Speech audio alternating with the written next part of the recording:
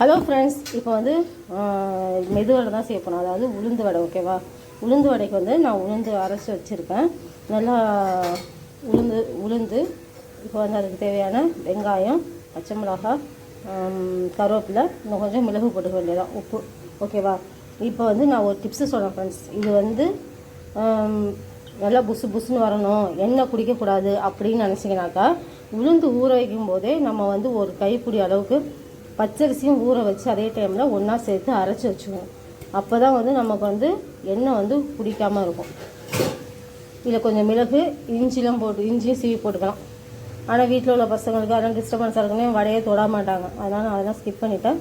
இப்போ எல்லாத்தையும் போட்டு உப்பும் போட்டு பசஞ்சு வச்சுக்க வேண்டியதான்.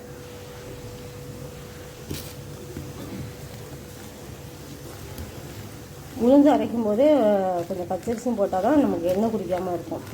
இதை வந்து நீங்கள் ஒரு டைம் ட்ரை பண்ணி பாருங்கள். பார்த்துட்டு எனக்கு வந்து கமெண்ட் பண்ணுங்கள். ஓகேவா? நல்லா எங்கே பார்த்தாலும் கோட்டிங் ஆகிற மாதிரி நல்லா பசஞ்சு வச்சுக்கிட்டு,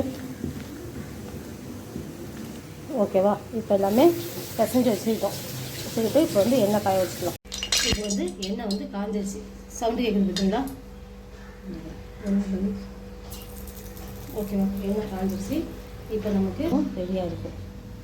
இது மாதிரி கொஞ்சம் தண்ணி வந்து கையில் வச்சுக்கணும். ஓகேவா? கையில் தண்ணி தொட்டுக்கிட்டு அப்படி எடுத்து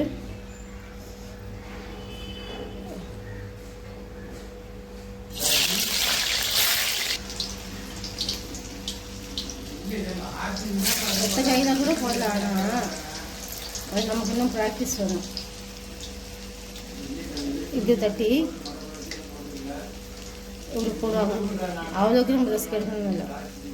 ஒரு கவர் கூட வச்சுக்கலாம். அப்படி இல்லைன்னா இப்படி வச்சு கூட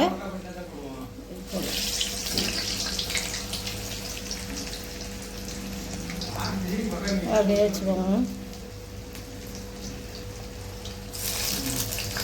பார்த்து நம்ம பேச்சுலராக இருந்தாக்கா எண்ணெயில் கைக்கே விட்டுறாதீங்க. கொஞ்சம் டிஸ்டன்ஸ் பண்ணியே வடையை போடுவோம்.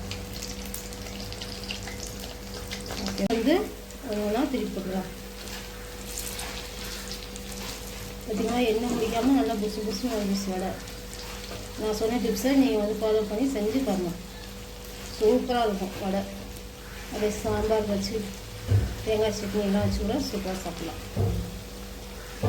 கொஞ்சம் ஃபுல் ஃபைல் வைக்கக்கூடாது. ஓகேவா? ஃபுல்லாக இருக்கக்கூடாது. கொஞ்சம் லைட் மீடியமாக வச்சுக்கணும்.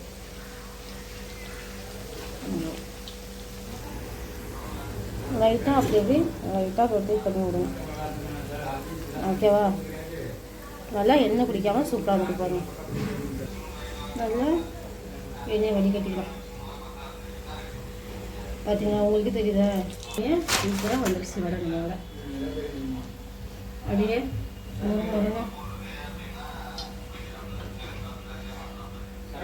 பெருசாக போடணும் அவசியம் கிடையாது. இந்த சூப்பராக இருக்கணும் வடை. இப்போ அடுத்து நம்ம டைம் போட்டுக்கலாம்.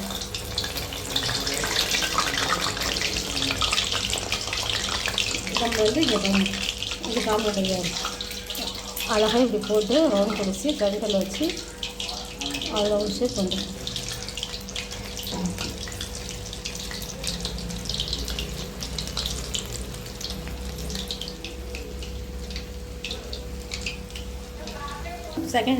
செகண்ட் ஷிஃப்ட் போடுறோம்.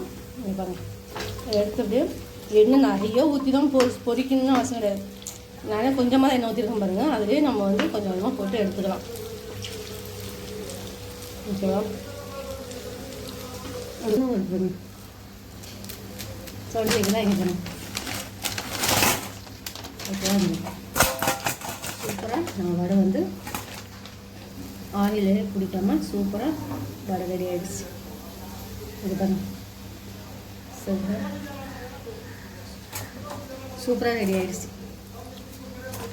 ஏன்னா பிடிக்கல, நல்லா கிறிஸ்பியாக சூப்பராக வந்துருக்கு.